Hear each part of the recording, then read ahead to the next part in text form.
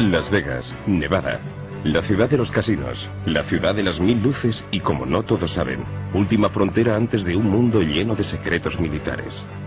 Aquí comenzamos nuestra investigación, justo en el centro del misterio, ya que al otro lado de las montañas, al norte de Las Vegas, se extiende la base experimental de Nevada. Un mundo aparte rodeado por los confines más vigilados de la Tierra desde los tiempos del telón de acero. Aquí se trabaja sobre los ingenios nucleares, aquí se ocultó a nuestros ojos el stealth, y aquí se prueban aeromóviles aún más arriesgados.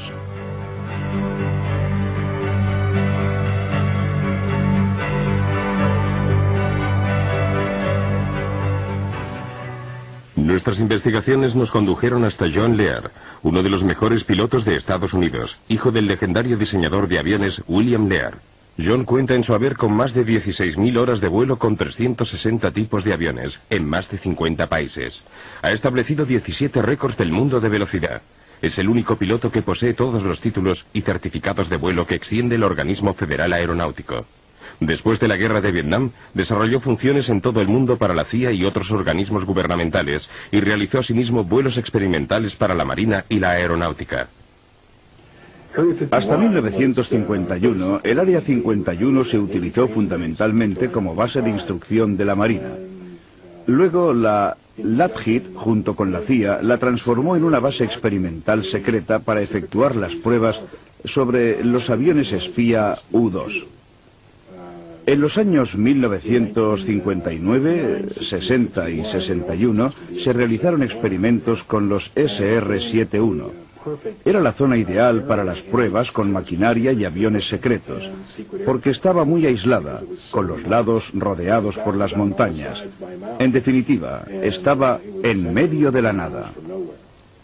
Es decir, garantizaba el nivel de seguridad que requería. En 1960 se empezaron a llevar a cabo pruebas no solo sobre aviones, sino también sobre equipos, maquinaria y todo tipo de proyectos reservados. Según mis investigaciones, en 1972 se produjo un vacío total de información y datos que duró 18 meses. Nadie sabe qué ocurrió entre el verano de 1982 y entre el verano de 1972 y enero de 1974. No existen datos de ningún tipo. He hablado con los encargados de seguridad. No tienen ni idea de lo que pudo ocurrir ahí dentro. Y yo tampoco. Y no puedo hacer conjeturas porque el proyecto referente a los platillos volantes, al menos según la información que he reunido, el proyecto denominado Red Light comenzó en 1960. Habían tratado de poner en vuelo 2 o 3 naves, pero se produjo un accidente gravísimo, de modo que las operaciones quedaron interrumpidas durante varios años. Los vuelos de prueba se reanudaron posteriormente, creo que alrededor de 1980-81, siempre en esa zona. Puedo decirlo casi con certeza porque en ese periodo aumentaron drásticamente las medidas de seguridad. Al sur de Groom Lake, en el ángulo nororiental del centro experimental del desierto de Nevada, se encuentra el Papoose Lake, que es un lago salado donde hay una zona de alto secreto denominada Área S4, y creo que probablemente es allí donde se llevan a cabo los experimentos con platillos volantes. Entre mis diversas fuentes de información, la principal ha sido Bob Lazar, el cual trabajó sobre uno de los 9 platillos volantes allí custodiados. Aterrizamos en Groom Lake. Allí tomé un autobús hacia... no estoy seguro de la distancia, pero unos 25 kilómetros al sur, hasta una zona donde hay un lago salado llamado Papoose Lake. Y justo en la ladera de la montaña se encuentra el área llamada S4. ¿Qué sintió cuando entró allí por primera vez? Parecía todo muy militar, no un ambiente científico. Había muchos controles, con niveles máximos de seguridad. Se fuera donde se fuera, había que ir acompañado de un guardia armado, incluso al cuarto de baño. Todas las puertas se abrían y se cerraban con una identificación magnética personal. Era un ambiente muy opresivo. ¿Cuántas veces tuvo que entrar en esa zona antes de poder ver el vehículo volador? Creo que 2 o 3. Quizá 2 días antes de poder verlo. ¿Qué sintió la primera vez que vio el objeto? ¿Qué sentí? Bueno,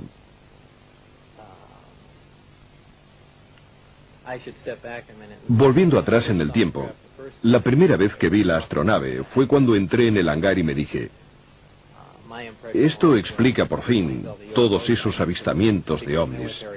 Es un vehículo militar secreto en fase de experimentación y ya está. En realidad fue la segunda vez que lo vi, al entrar en su interior, cuando me di cuenta de lo que estaba sucediendo. Es decir, de que se trataba de un vehículo extraterrestre. Obviamente, esto sucedió después de haber leído todo el material informativo. Y entonces, en ese momento cambió todo. Era una sensación distinta, algo inquietante. Me sentía como un intruso. Es algo muy difícil de describir. Aún así, inténtalo. Me parecía... ¿Tienes presentes las fotos de Billy Mayer tomadas durante sus avistamientos? Era increíblemente parecido a los discos de sus fotos. Una forma fugaz, pero nítida, de una nave discoidal. Es bastante difícil describirlo así, sin dibujarlo. Pero tenía la típica forma de platillo volante. ¿De un solo tipo o de varios? En total había 9 platillos. Pero yo trabajé en ingeniería inversa solo con un objeto. Estaban en hangares separados y en cualquier caso eran todos visiblemente distintos. ¿Le dijeron alguna vez cómo habían sido recuperados por el cuerpo de inteligencia de la Marina? No, en absoluto. La gente ha sugerido varias hipótesis, que habían sido derribados o que habían caído, pero no parecían dañados y por consiguiente tengo serias dudas sobre dichas hipótesis. ¿Nos puede describir el interior? Es muy simple. Existe un solo color dominante, un gris peltre. El exterior es también de este mismo color. No tiene aristas. En el interior, todo el equipamiento tiene una forma redondeada, incluso los asientos y los espacios para los amplificadores. Es como si hubiesen sido fundidos y luego modelados con estas formas curvilíneas, incluso las uniones entre las paredes y el pavimento. El interior es esencial, muy abierto. El uso del espacio no parece en absoluto funcional. Hay 3 puentes. El más bajo alberga los amplificadores montados sobre bases móviles. En el puente central, desde donde se accede al interior de la nave, están los asientos y los amplificadores. Y luego está el puente superior, un sector limitado al que yo no tenía acceso, no sé qué podía haber allí. ¿En su opinión el vehículo era extraterrestre? Absolutamente sí, extraterrestre, no hay duda. ¿Por qué? En primer lugar, el objeto del proyecto era analizar la nave. Si se hubiera tratado de un aparato de Estados Unidos, no habríamos perdido tiempo en tratar de entender cómo lo habíamos construido. En segundo lugar, por las dimensiones del equipamiento interno, por el tamaño de los asientos y por los materiales utilizados, absolutamente desconocidos para nosotros. Y por último, por el carburante, el elemento 115, que en realidad no existe. Estos datos han de sumarse a las informaciones que me fueron facilitadas, en las cuales se indicaba claramente que se trataba de una nave extraterrestre. ¿Le dijeron cómo funcionaba el sistema de propulsión? Formaba parte de mi trabajo de ingeniería inversa, es decir, debíamos averiguar el funcionamiento del sistema de propulsión. Habían realizado ya algunos progresos, pero no sé exactamente desde cuándo se encontraba allí la nave, si llevaban 1 o 10 años analizándola. En cualquier caso, con pocos progresos. El sistema es impresionante. Está compuesto por 2 partes, los amplificadores de gravedad y el reactor que proporciona energía. El reactor funciona por aniquilación completa, alimentado por antimateria. La aniquilación completa es prácticamente la más eficaz de las 3 reacciones nucleares que existen, esto es, fusión, fisión y aniquilación. Utiliza un elemento muy pesado, el elemento 115. Esta sería su situación en la tabla periódica. En la Tierra este elemento no ha sido aún sintetizado. En mi opinión, en algunos sistemas estelares, esta síntesis se produce de manera espontánea. El elemento es bombardeado en un acelerador de dimensiones extremadamente reducidas. Como consecuencia de ello, sufre una fisión espontánea y produce partículas de antimateria. Estas, gracias a un dispositivo termoeléctrico con una eficacia del 100%, interactúan con la materia gaseosa y se transforman en electricidad. Ahora bien, la primera ley de termodinámica viene a decir que la eficacia al 100% para cualquier dispositivo eléctrico es bastante imposible, ya que se producen dispersión de calor y otras pérdidas de esta índole. Pero yo, en este sistema, no las detecté.